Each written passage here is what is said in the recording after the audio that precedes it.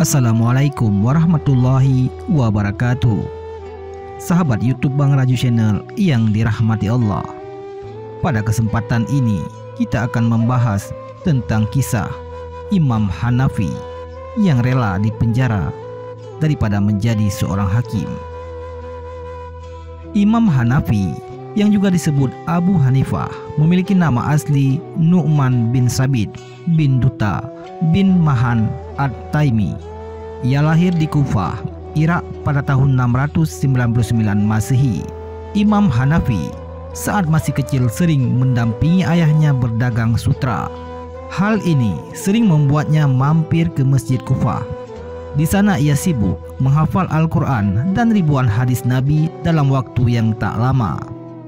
Ia sering terlibat dialog tentang ilmu kalam, tauhid, dan metafisika. Ia pun menghadiri banyak kajian hadis dan periwayatnya untuk meningkatkan ilmu agamanya. Bahkan saking hebatnya, Imam Syafi'i pernah memujinya. Barang siapa belum membaca buku-buku Abu Hanifah, maka ia belum memperdalam ilmu, juga belum belajar fikih Imam Syafi'i. Kecerdasan dan kehebatan Imam Hanafi rupanya didengar salah seorang menteri Khalifah Abu Ja'far Al-Mansur. Suatu ketika, Khalifah Abu Ja'far Al-Mansur membutuhkan seorang hakim. Sang menteri pun menyodorkan nama Imam Hanafi.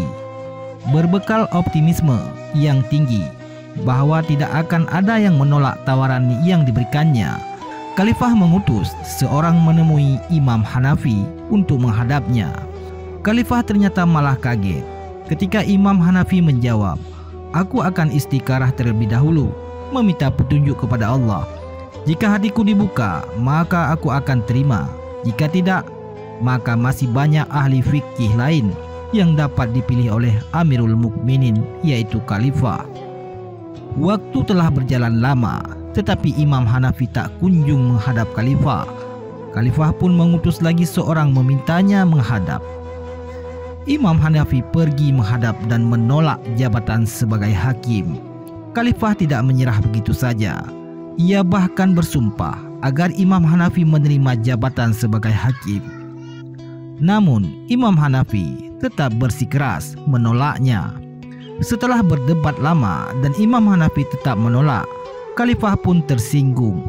Ia memerintahkan pengawalnya mencambuk Imam Hanafi 100 cambukan dan dijebloskan ke dalam jeruji penjara.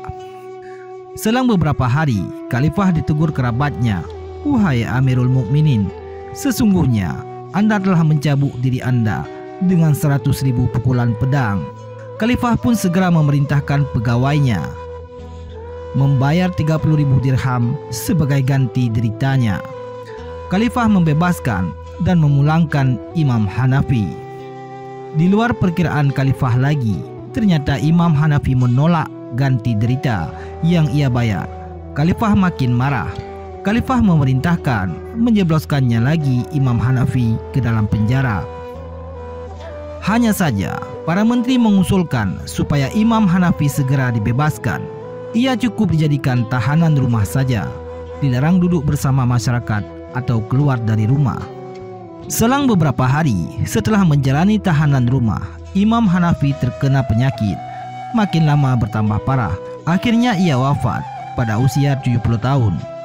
Berita wafatnya segera menyebar. Salah seorang ulama Kufah berkata, "Cahaya keilmuan telah dimatikan dari kota Kufah. Sungguh, mereka tidak pernah melihat ulama sekaliber dia selamanya." Seperti dilansir dalam Suara Muhammadiyah, ia disolatkan berpuluh-puluh ribu orang. Sebelum wafat, sang imam berwasiat agar jasadnya dikuburkan di kuburan Al-Khairazan. Pada masa Turki Utsmani, sebuah masjid Baghdad didedikasikan untuk sang imam. Masjid tersebut dinamakan Masjid Imam Abu Hanifah. Sepeninggalan beliau, mazhab fikihnya tidak redup dan terus dipakai oleh umat Islam, bahkan menjadi mazhab resmi beberapa kerajaan Islam seperti Daulah Abbasiyah, Mughal, dan Turki Utsmani. Saat ini, mazhab Hanafi banyak dipakai di daerah Turki, Suriah, Irak, bahkan Mesir dan India. Wallahu a'lam bishawab.